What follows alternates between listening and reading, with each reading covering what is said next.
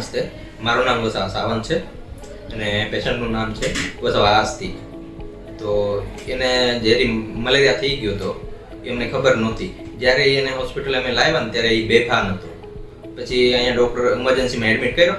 પછી ડૉક્ટરે અમને કીધું કે એને આઈસીયુમાં નાખવું જોઈએ.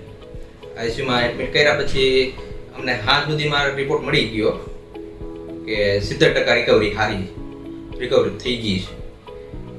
અને અત્યારે જે હાલ 24 કલાકમાં છે ને બેસી શકે છે, એટલી આખી રીતે વાત કરી શકે છે, એટલી રિકવરી થઈ ગઈ છે. હોસ્પિટલને સ્ટાફથી લઈને રિસેપ્શનથી લઈને ડૉક્ટર સુધી બધાનું અમને વર્તન બહુ સરસ લાગ્યું છે. બધી જે માહિતી આપી છે ડૉક્ટર સાહેબે, સંકેત ઠક્કર સાહેબ છે, એમણે જે માહિતી આપી એ અમને બધી કમ્પ્લીટ સમજાવ્યું હતું. ન સમજાય તમે 2 વાર પૂછીને પછી ડૉક્ટર સાહેબની સલાહ અમને બહુ સારી લાગી છે.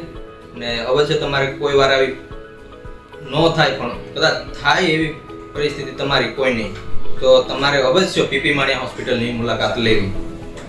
આભાર.